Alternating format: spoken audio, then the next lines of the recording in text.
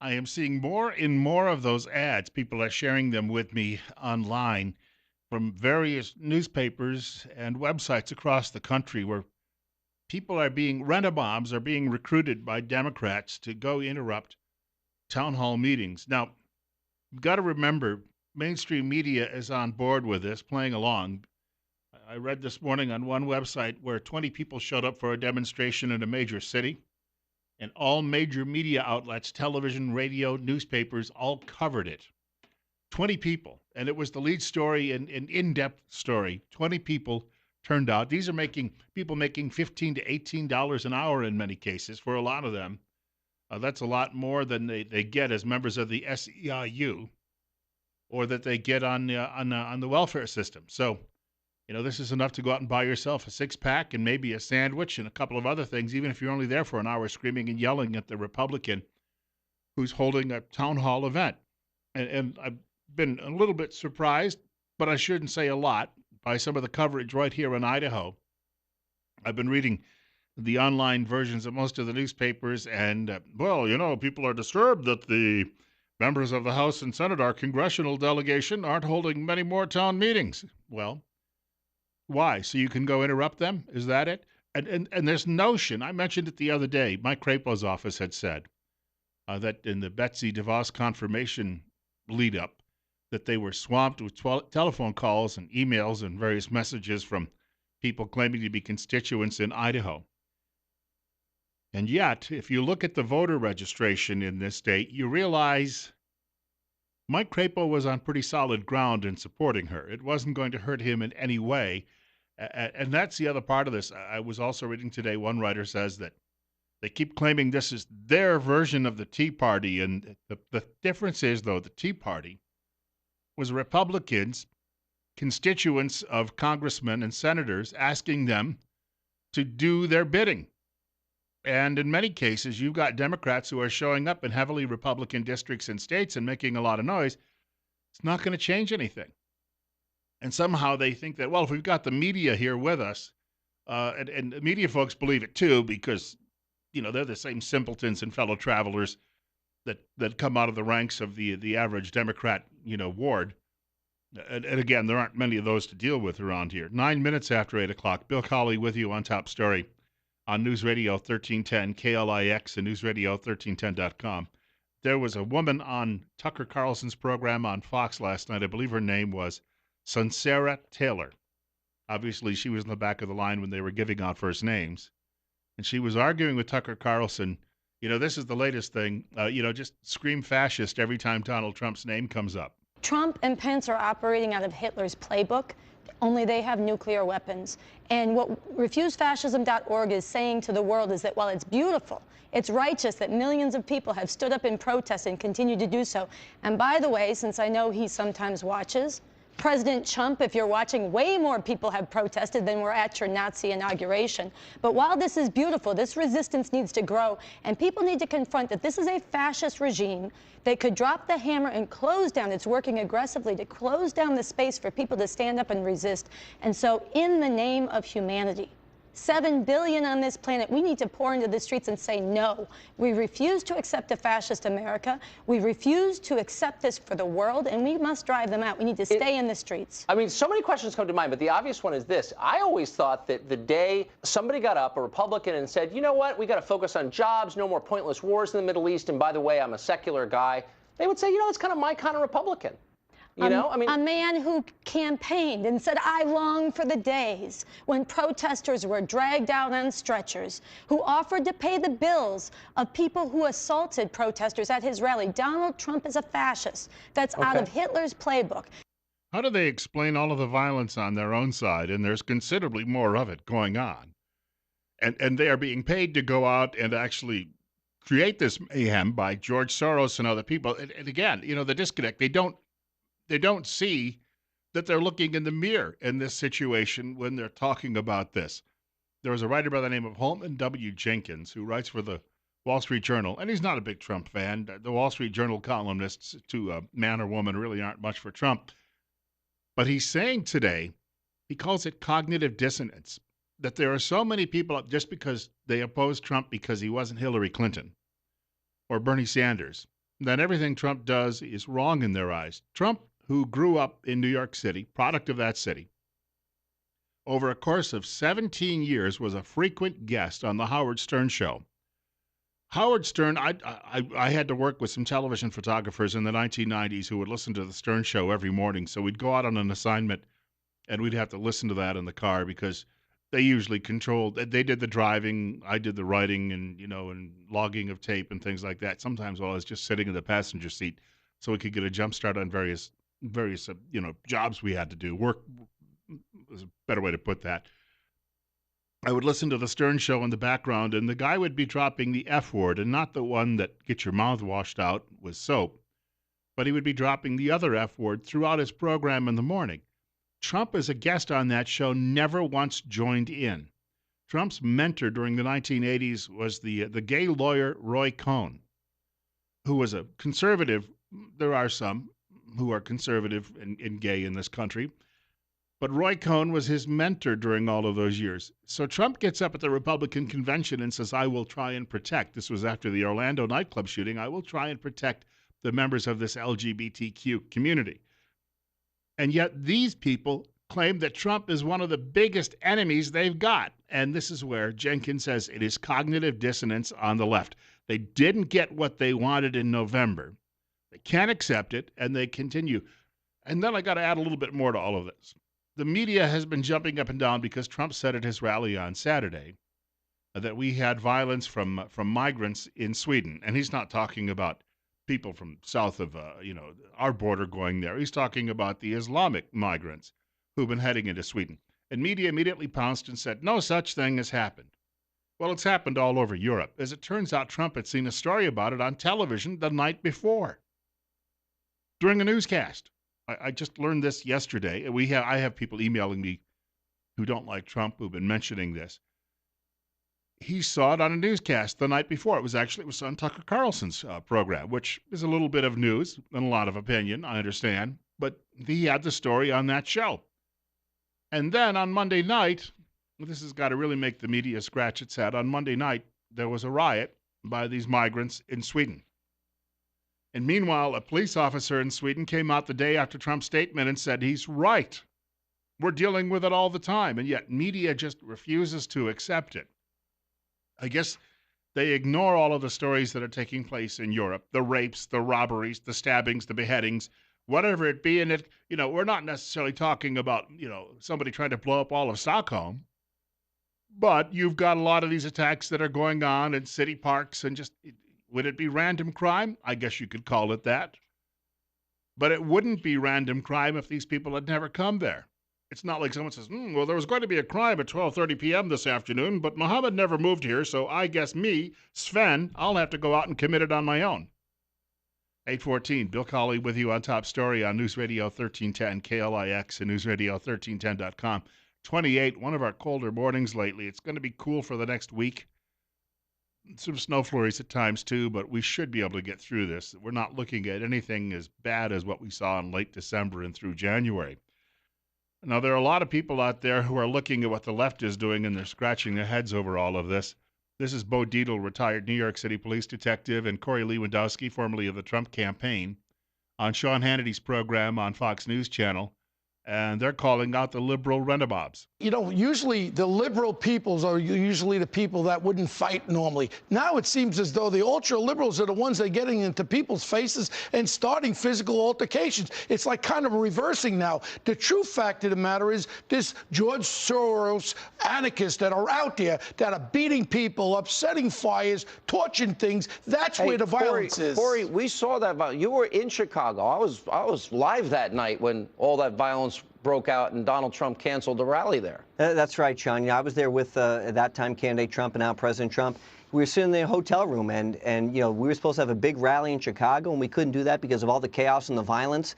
And look, there's no place for that, to be candid. There is a place for peaceful protests. And I happened to be in Chicago last week and gave a speech there with Bob Costas from the Washington Post and had a couple hundred protesters. It was done peacefully, and nobody's complaining about that. But when it turns violent is where it goes over the line. And for these people who have been so egregious about the things that they've said about the president, to not hold themselves accountable, I think is really the hypocrisy. I've got this. This is coming from New York Magazine, which is a flaming leftist liberal publication. The writer Ed Kilgore says Trump is unpopular, but not as unpopular as liberals think. And he's issuing them a warning. And he's saying, if you have this belief that if you're going out there and rioting in the streets, well, they call Trump the bad guy and a fascist and violent. Well, they go out and riot in the streets, set fires and smash windows and beat people up they don't like. And then they have this dream that somehow, come 2018, they're going to win back the House and Senate. He says, it's not going to happen. If liberals had any sense of the context of history, there's a book I read, written by a liberal, I should point out, written several years ago. It's called Nixon Land.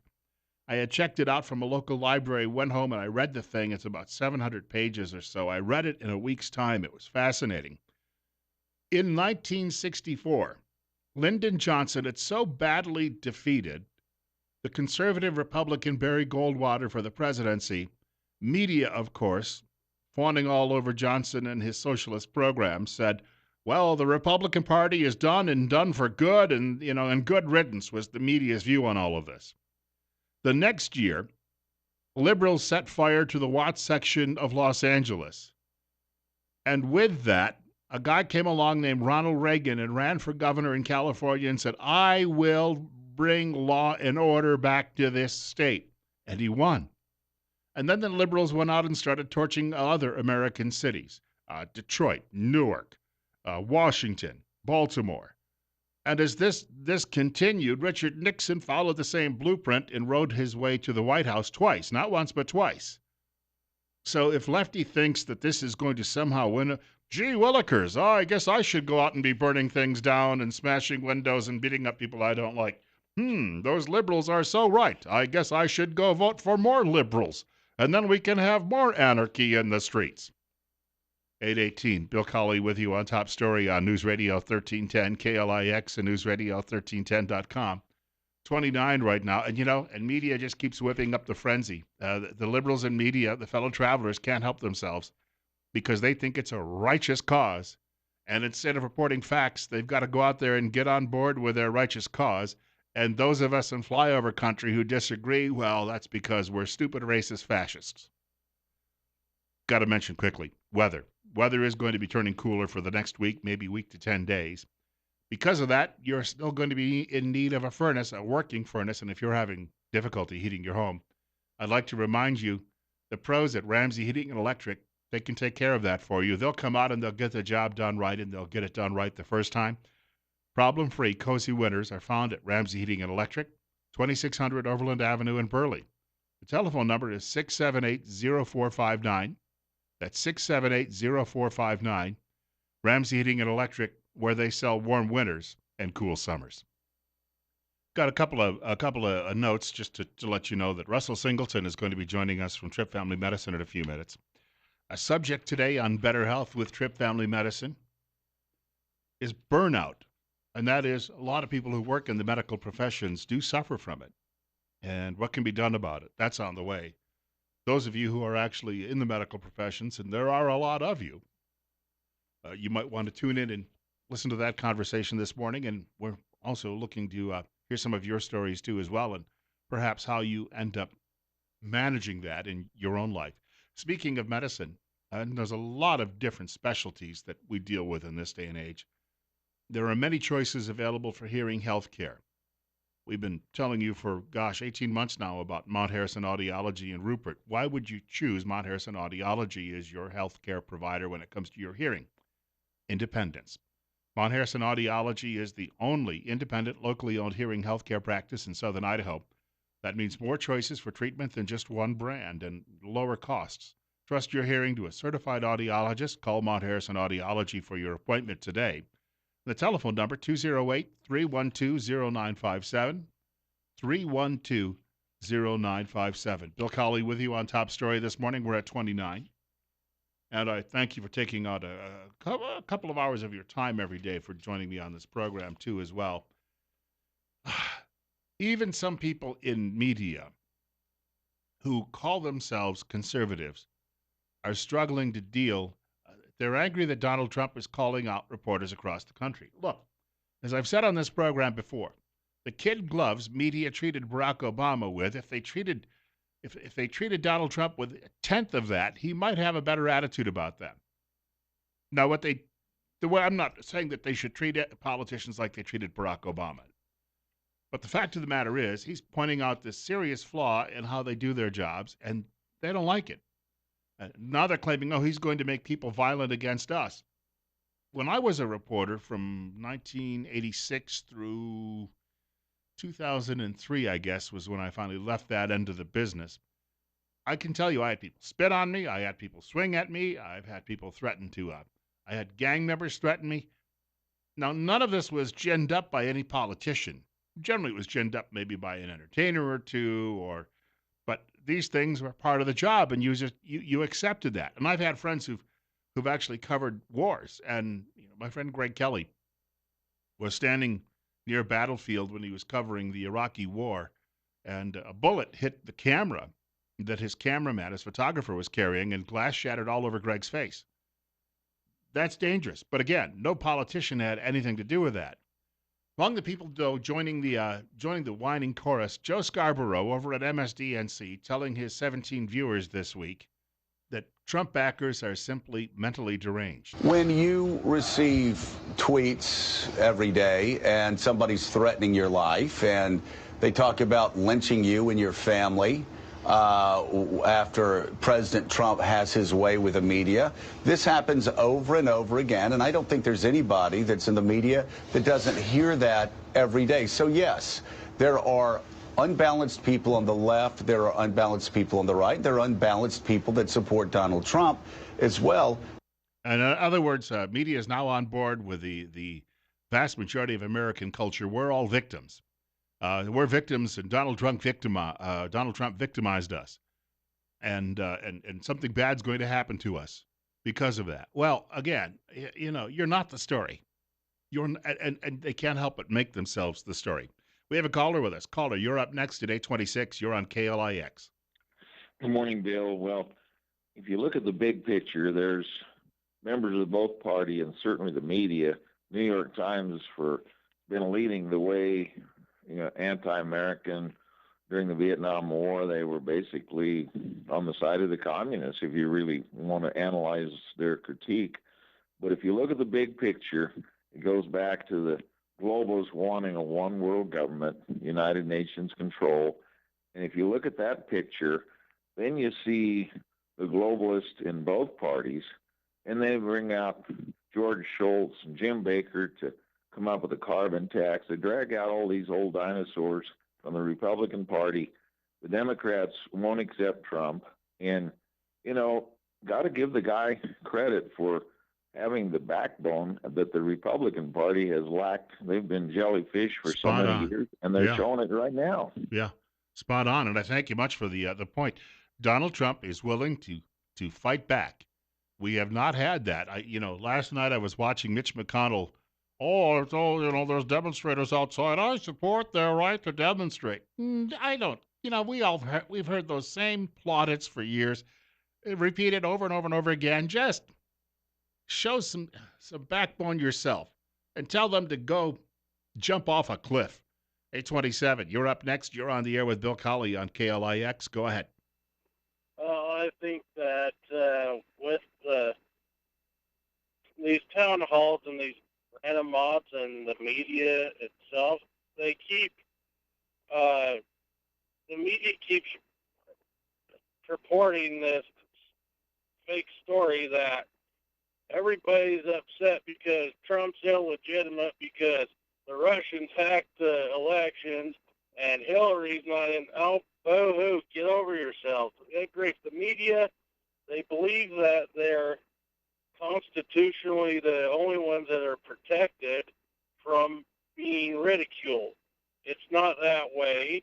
And the fact that a person may support Trump does not mean that they're wearing bed sheets every weekend burning a cross. It's ridiculous. I mean, these libs, you talk to them and you tell them, hey, they're being violent. Your side's being violent. Oh, but it's okay because the other side's doing it too. And let's add to that. And thank you for the call. Let's add to that. They're screaming and yelling that they think that Trump supporters are going to go out and commit violence. The first time that a Trump supporter decides to fight back against some of these angry lefties, one of these leftist renegades, then the media is going to be all over that. Oh, look at this terrible right-wing zealot. Oh, the first time a Trump supporter takes a baseball bat to some of these people when they're smashing windows and burning cities, the media will focus more on that story than on the flames and the broken glass. Got a short break coming up. Bill Colley with you this morning on Top Story. Just a quick reminder about our friends at Waddell & Reed right here in Twin Falls. They've been in business 80 years, one of the oldest investment firms to offer mutual funds. Waddell & Reed owns and manages 2 mutual fund families, and they invest with a conservative nature. Proof they know what they're doing. Again, in business 80 years. They take a planning approach. They'll work with you individually to meet your individual needs and goals. Waddell & Reed helps manage money, and Waddell & Reed takes planning personally. Better health with Trip Family Medicine on the way in just a few moments. We're at, I'm going to call it 29 on KLIX.